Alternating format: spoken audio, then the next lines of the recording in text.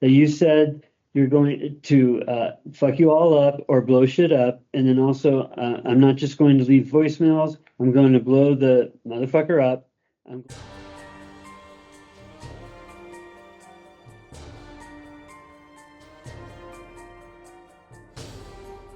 Good afternoon. Can you state your name and your back number for the record, please?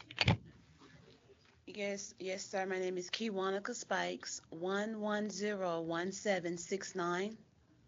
Thank you. I'm Commissioner Weisenthal. To my right is Commissioner Baker. Good afternoon. And this is the Good afternoon, time. ma'am. This is the time and place set for your parole hearing. Today we're sitting on case C-19-341-595-1 count one bomb threat. You received a 12 to 72-month sentence. This is your parole eligibility date is February 26th, 2024. Projected expiration date May 1st, 2026. Does that sound correct to you? I thought it was in April, but if you say it's May, it's correct. Yeah, you I might thought they have. say it was like April Are you- 18th or so. I'm not sure. Okay. just correct. You might have lost some days for not working or something like that. Oh, yes, But sir. That sounds correct. okay, great. But I'm going to verify with the caseworker. So Ms. Cagle, can you verify sentence structure and dates, please? Any holds or detainers? That was correct, sir, and it looks like a non-extraditable misdemeanor hold from California. Okay, great. All right, thank you. All right, ma'am, we're going to put a piece of paper up on the screen. This is your notice for having the hearing today. It looks like you signed and dated it January 19, 2024. Is that your signature? Yes, it is, sir. Great. We can say you've been properly noticed and we can continue. I want to let you know that we received your letter that you sent to us. So that is here part of your file. And when the other commissioners, when other commissioners go over and look at everything here, actually there was two of them. You sent us two. We have two of them. And they'll be able to read the notes, the letters also. So would you like to make an opening statement? Well, I just want to apologize for me making a lot of insults that all indicated me having bomb threats. I wasn't thinking. I don't recall making bomb threats to hurt anyone, but I know that I made a lot of phone calls that were insulting because I was threatened and I wasn't sure exactly what was going on with Princess Cherish Liliana. Um, my apologies goes out for just being a non-thinker, but I'm a very pleasant young lady. I work. I have a 2-year-old son who will be 2 in May, and I feel like he needs his mom to be there for him at this time. I haven't gotten in any trouble. I am not a type of person that just likes to start things and to be destructive. I just like to work and pay my bills and earn my way. And I feel like I don't deserve to be in this prison because it's very miserable, it's very depressing. And once you know you have your life together, this isn't a place for a person like myself. Okay.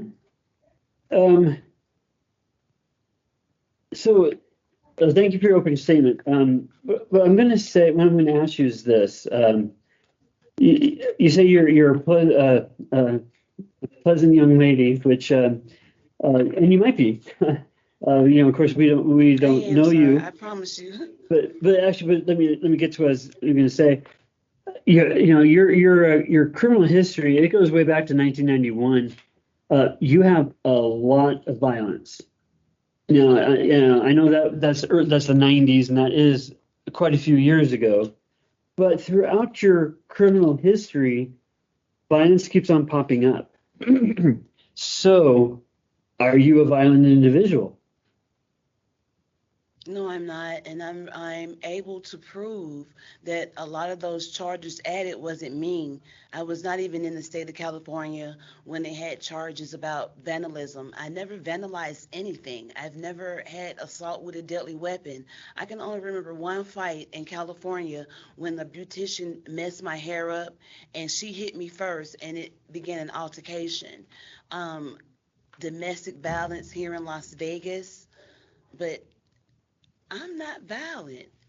That's why when I wrote that to you, I was being very honest, and I am able to prove that's not me.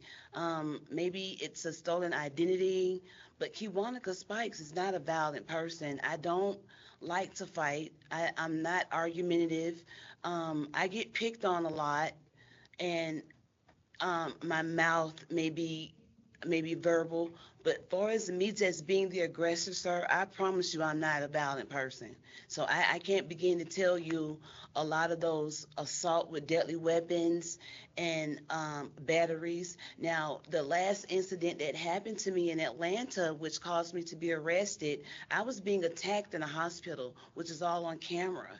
And all of a sudden security was nowhere around. So as I turned around, this homeless man was approaching me. I turned around and I maced him. That is what I did do. But far as in anything else, I'm not a person I don't like to fight. I think that's very unghetto and very unladylike. Mhm. Well, and I understand what you're saying. But also, looking at your what you're doing in prison, right now you're pending a disciplinary for fighting. No, I didn't get into a fight. Let me explain that to you very Well, briefly. actually, It was but about. ma'am, I'm gonna cut you off. Here's the thing. Mhm. We're not going to discuss the disciplinary. It has not been completed yet. Okay.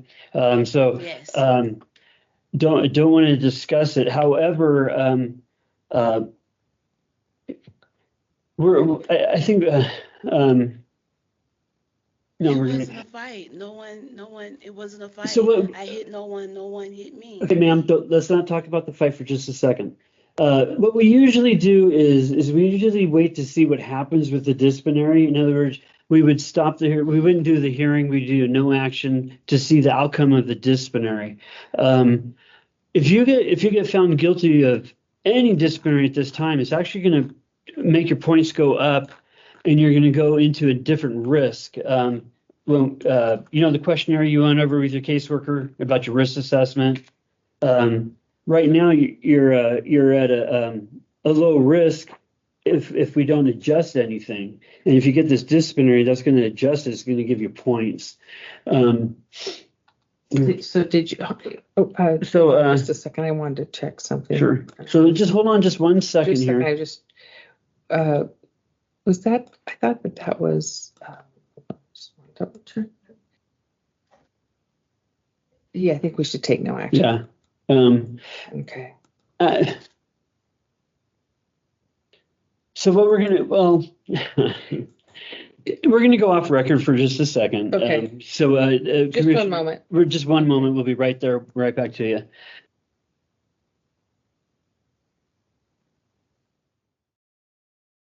Okay, ma'am, we are back on record. I just want to let you know the reason why we went off of record was to discuss if we need to do a no action and not do the hearing. However, we're going to continue on with the hearing. So we're not going to discuss the Yes, pending sir. disciplinary. It's like it's not there at this time because it's not been completed. So we're going to continue on. So back to just some of the questions or what I was talking to you about. um, about just you do have a lot of violence in your background. Um, so you're saying that you did not commit this crime. You did not make a bomb threat. I made a lot of insults. I made a whole bunch of insults, and to be honest, I filed a habeas corpus so we could go back over that. I had a effective counsel where he did not get any of my discovery to prove that they were all insults. Now, Okay. I know that some of the things that I said to those people, I didn't even know who I was talking to. I only made insults to an answering service. I've never spoke to anyone personally. I never even been to the place. I don't even know the lady. I don't know anything about those. It's just that When I was threatened, sir, and they told me they killed my daughter, and when I asked them about the situation, they hung the phone up in my face. I'm always pleasant, I'm always Okay. respectful, so I didn't understand why they would hang the phone up. So I started to call back, and I was speaking to an answering service. So it's like when I was told to stop making calls, I did. 5 months later, I had a warrant for my arrest saying that I said I wanted to kill everybody, their children. So I'm here. Okay. All So right. that's all I can say. Do you remember making these statements, and they're in quotes, so this is what they say you said, that you said you're going to fuck you all up or blow shit up, and then also I'm not just going to leave voicemails, I'm going to blow the motherfucker up, to destroy Las Vegas, don't worry about California, worry about Vegas. Did you make those statements? No, sir. Okay. All Because right. how could I get a bomb? How could I blow Las Vegas up? How could I? Certain things just doesn't make sense. Okay. I don't be around, I'm not a gangbanger. I don't be around places where I can get guns, bombs. All right. I I just call want them to a know. lot of, I just want to know you've made that's those all I did. statements. So, all right. No, sir. We're gonna go over your risk assessment. It's one of the tools that we use that helps us see statistically what kind of risk you would be if you're granted a parole. And uh, I'm just gonna go straight down through it. When I'm all done, if anything sounded incorrect, let me know. We'll discuss it, see if we need to change anything. Okay? Yes, sir. All right. Looks like you were about 18 the first time you were arrested. Uh, Back in 2007, you did have one of your probations were revoked, so we gave you points for that. Uh, you were working full time in the year prior to this crime. We gave you points for property crimes, gave you points due to drugs or alcohol. You have one prior felony. You are 51 years old. You do not belong to any gangs. No long-term programming. You have the pending disciplinary, so you do not get your disciplinary free at this time, so you don't get any points for disciplinaries. And you are medium custody. There are women's. Does all that sound correct to you? Correct. But my first time being arrested wasn't 18. My first time being arrested was, I was 19. Okay. So for the points you get for that, you have to be 19 years or younger. And so if you're 19, then I'll go ahead and cross out the 18, but you still get those points for that. I have Yes. to ask, okay, I have to ask the caseworker a question right now. Caseworker Cagle, can you tell us her current custody because it's blank in notice? I don't know if a classification or something went in on her. Yeah, it looks like her, oh, they haven't approved her initial, it looks like, that's why it's showing blank. Oh, She's currently housed in the, general population, and if I scroll down to her initial, she was recommended, um, she's recommended for medium, she's not eligible for minimum yet. okay, great. All right, so we are going to say that you are medium custody then. So, all right, so everything sounds correct. I changed the being 18 to 19. You come out at 6 points. It makes you a low risk, and the recommendation is to parole you your first or second hearing. This is your first hearing. We look at aggravating factors, which are negatives, and mitigating factors, which are positives. The aggravating factors is the impact on the victim or the community. You have repetitive criminal conduct with a lot of violence, and you have all this prior violence that I was talking about earlier. The mitigating factors, which are the positives, is you have family support out there. If you do get a parole, who are you gonna Melvin and Bonnie Parks, who are they? That's my uncle and aunt. Okay, great. So you do have the family support out there. That's where I Um, live. okay, and are you going to go back into the cosmetics as property upgrades and cosmetics? Almost definitely. That's my life. I love to upgrade properties. I love to fix homes up. I love to sell cosmetics. I have my job waiting for me as soon as I get out. Like I Great. said, I just stay busy. I can't believe that I work so much and now I end up in prison. But All right. Well, I know also for a positive, I'm going to give you stable release plans because you have a job waiting for you. Commissioner Baker, do you have any questions? I do have a couple of questions. What is your history of mental health problems? Have you been diagnosed with anything at this point? No, ma'am. The last time I went to a mental health place in Georgia and DC to be assessed. Uh-huh. And they were more concerned with my physical because I was in an accident and I was supposed to have surgery. So I was never assessed as bipolar. They put me on only something to sleep, little green pills. When I was in Atlanta, I tried to get assessed again because I was actually concerned about this case here, and they never assessed me. They never gave me. Well, they said I was took you in for an bipolar or assessment when anything you like were that. first arrested in this case in Pasadena, California. What did they assess you at then? I promise you that didn't happen. I never been to a hospital in So, Pasadena. you know, I promise you. okay, I'm gonna just stop you right there. I want you to listen. I want you Yes, ma'am. put yourself in our job. Okay, I have listened to you throughout this hearing say you are not a violent person. This didn't happen. That didn't happen. I have here an official record, and it says that in November, let's see here, when they came to talk to you, let's see, hold on to let's see.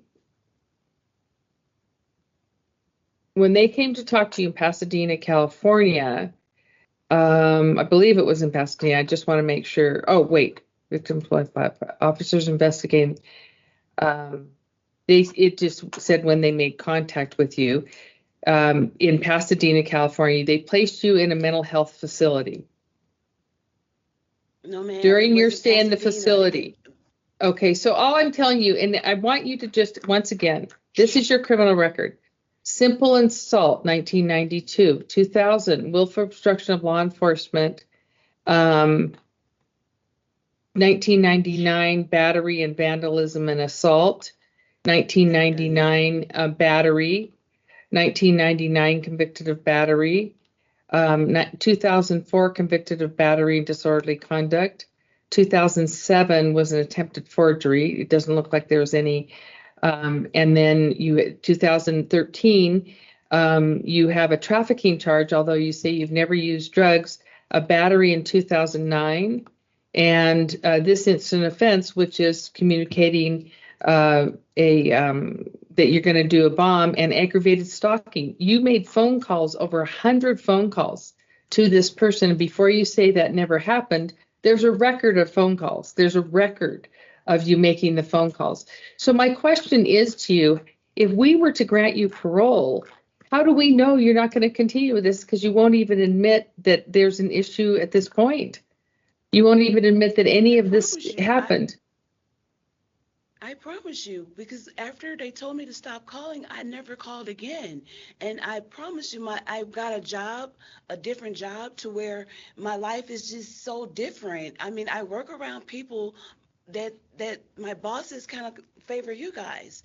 And I don't even think about that type of lifestyle because when you see a different life, it takes you to a whole nother dimension. And when I'm going to refresh your memory about a Pasadena hospital, it was in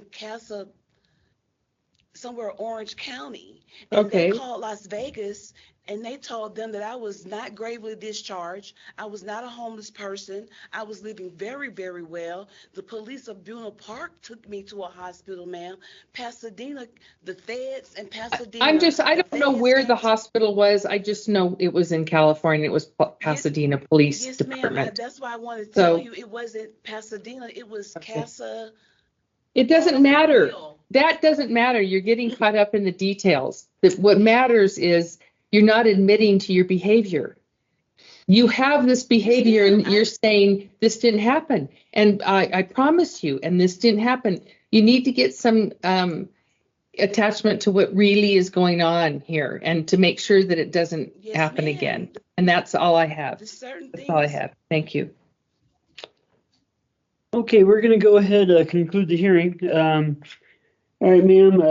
We always consider any victim's family, the general public before we make our decision. If we do grant you parole, we'll consider those factors when we set your conditions. The two of us, we're going to deliberate, talk about your case here. We make a recommendation to the full board. You do need 4 commissioners to either grant or deny. You're going to get your results in about 2 to 3 weeks to your caseworker. Okay? Yes, ma'am. You guys have a great day, okay? Thank Mhm. you. Take care.